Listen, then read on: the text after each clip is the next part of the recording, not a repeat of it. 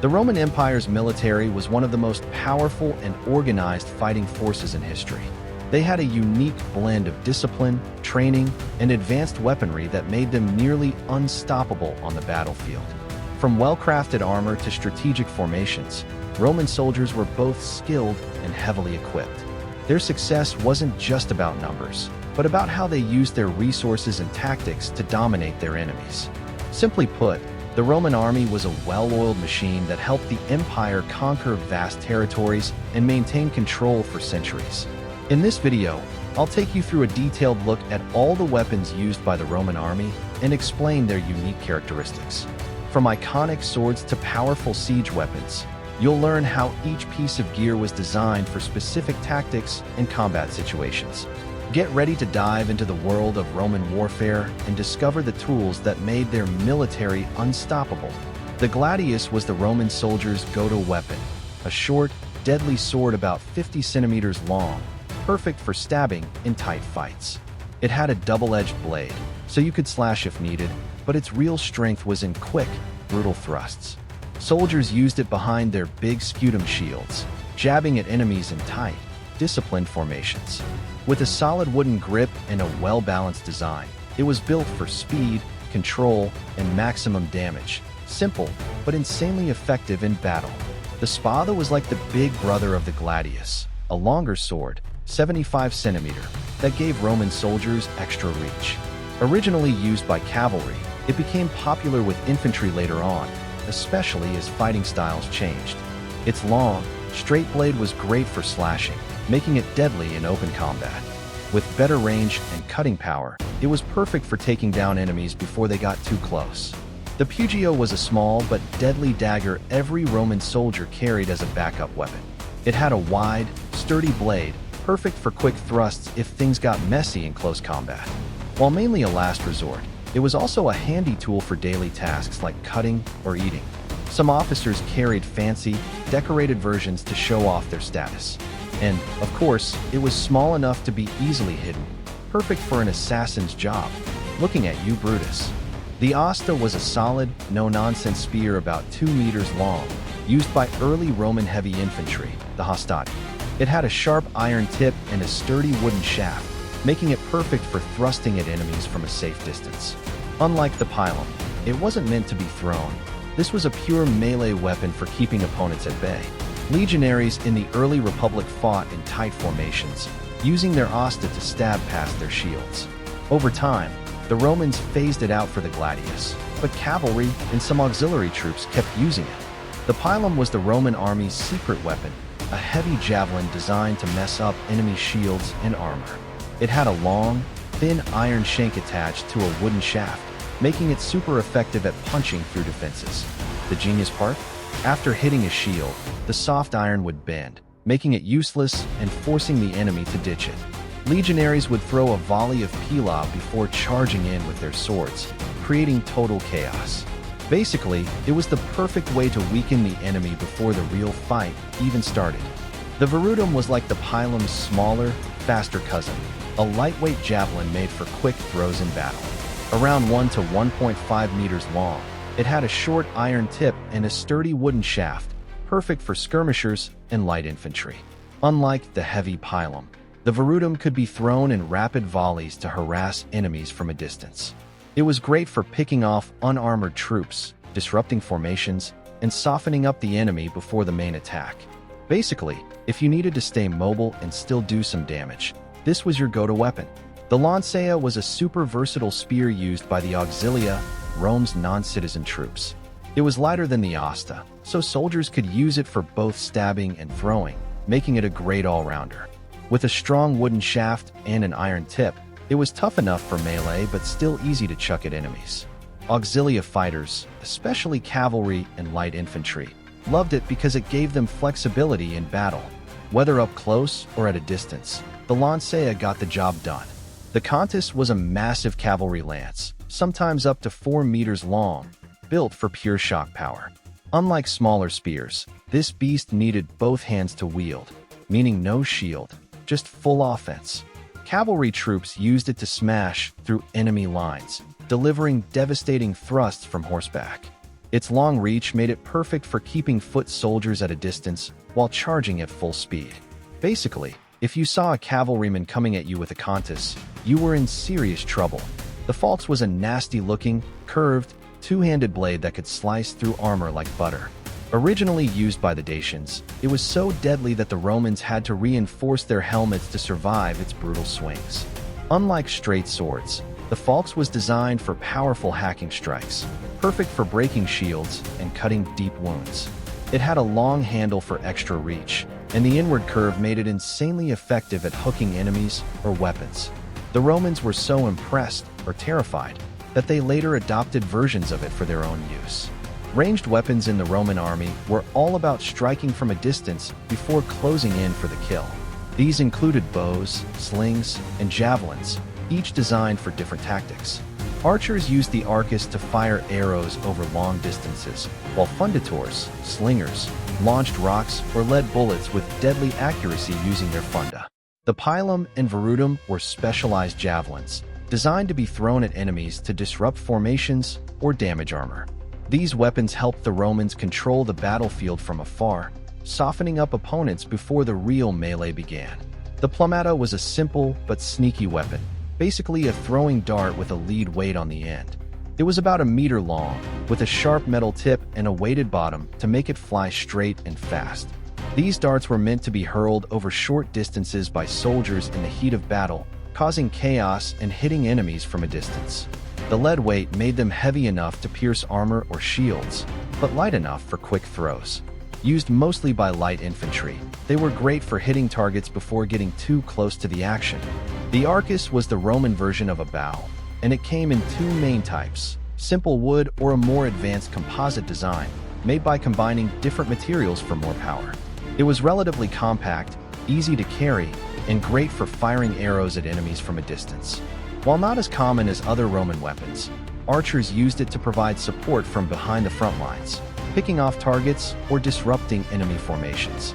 The arcus wasn't as powerful as some of the larger siege weapons, but it had good accuracy and range. For light infantry or auxiliary troops, it was perfect for adding a bit of long-range damage to the battle. The sagitta were the arrows used by Roman archers, designed to pack a punch from a distance.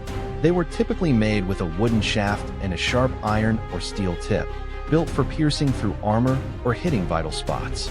The sagitta varied in size, but they were light enough to be shot quickly and accurately from the arcus, bow.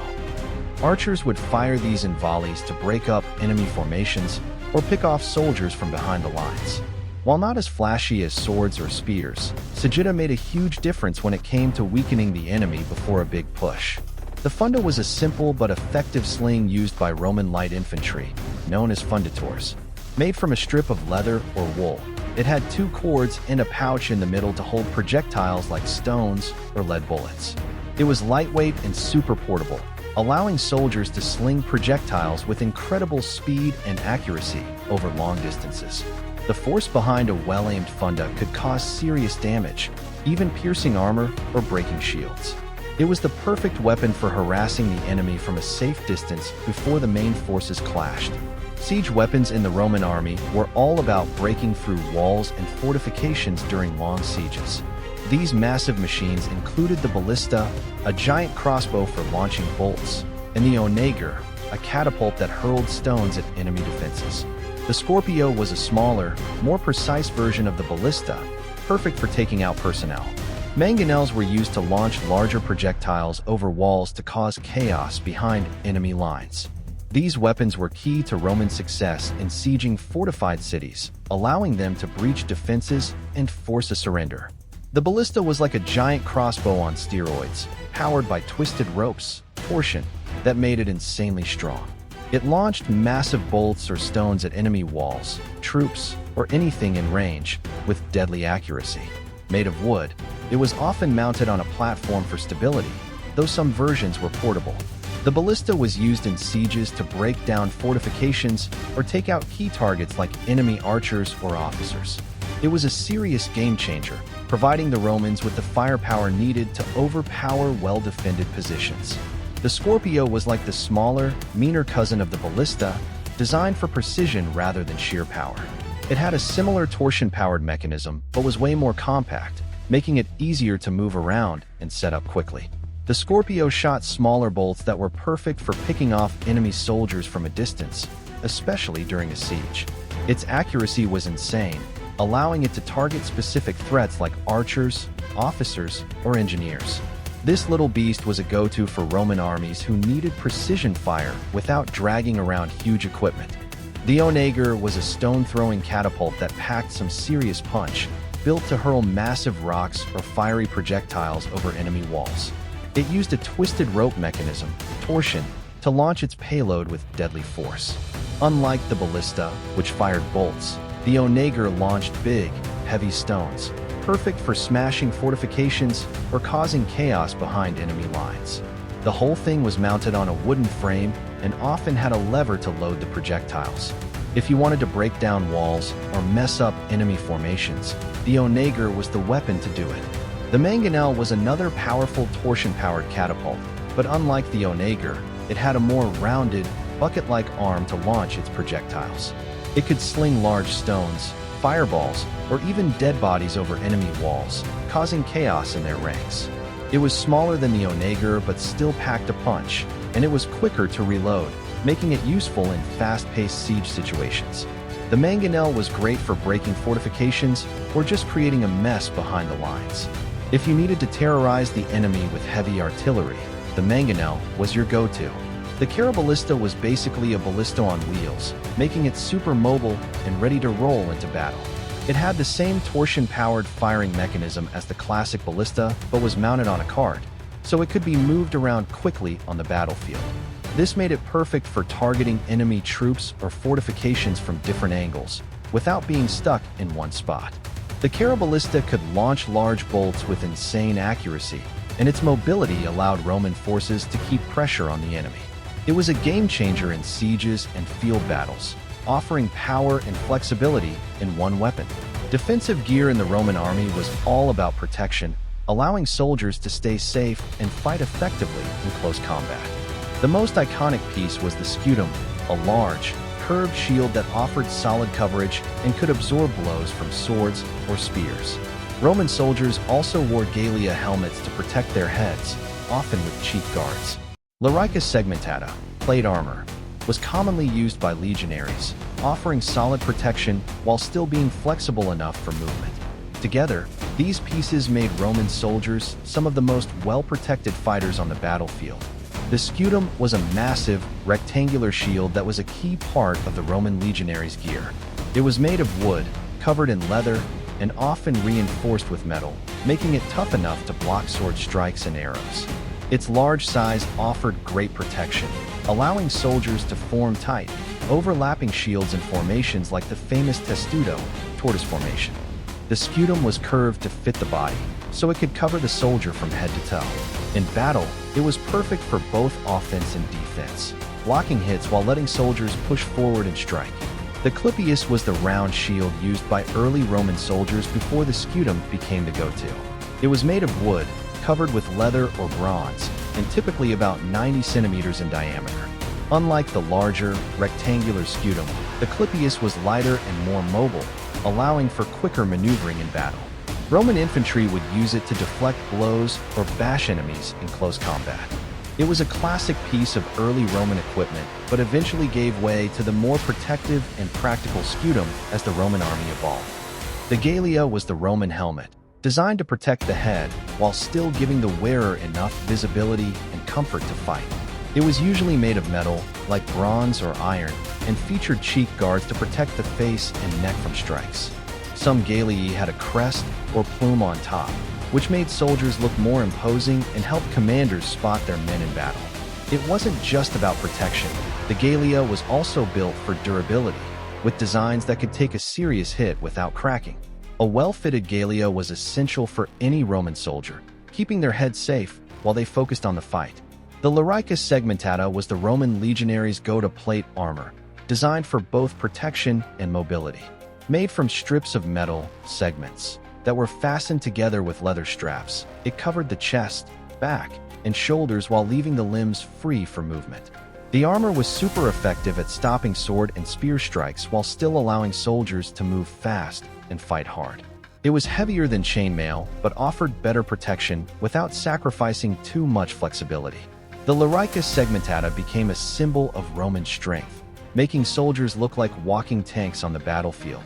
The Larica Hamada was the classic chainmail armor worn by Roman soldiers, made of interlocking metal rings that formed a flexible, durable mesh. It was lighter than the Larica Segmentata, giving soldiers more freedom of movement, but still tough enough to protect against slashes and thrusts. The armor covered the torso and was usually worn over a linen or leather tunic for added comfort. It became a favorite among the Roman army's auxiliary troops and was used alongside other armor types. While it wasn't as strong as plate armor, the Larica Hamada was reliable, and its flexibility made it great for long campaigns. The Larica Squamata was a type of scale armor, made from small, overlapping metal plates, scales, sewn onto a fabric or leather backing. Each scale was designed to overlap like fish scales, offering protection while still allowing the wearer to move freely. This armor was lighter than Larica Segmentata, but offered decent protection against cuts and slashes. It was mostly worn by Roman cavalry or auxiliary troops and was easier to maintain than chainmail. The Larica Squamata looked pretty cool, too, with its distinctive, shiny scales that made soldiers stand out in battle. The Larica Musculata was a muscle cuirass, a form of armor designed to mimic the shape of a well-built torso, giving its wearer a powerful, heroic look. Made from bronze or iron, it was molded to fit the chest and back, showing off the muscles of the wearer while providing solid protection. This armor was mostly worn by Roman officers, senators, or high-ranking soldiers to show status and authority. While it wasn't as practical for regular soldiers in the field, it was perfect for ceremonial purposes and making an impression. Essentially, the Larica Musculata combined function with style, making commanders look as tough as thin conclusion. The Roman army's arsenal was a perfect blend of innovation, strategy, and adaptability, making them one of the most formidable forces in history. Each weapon, from the gladius to the onager, played a crucial role in shaping their success on the battlefield. The Romans understood the importance of using the right tool for the job, whether it was for close combat or siege warfare. Their advanced military technology and tactics paved the way for centuries of dominance. Thanks to this well-organized arsenal, the Roman Empire was able to expand and maintain control over vast territories.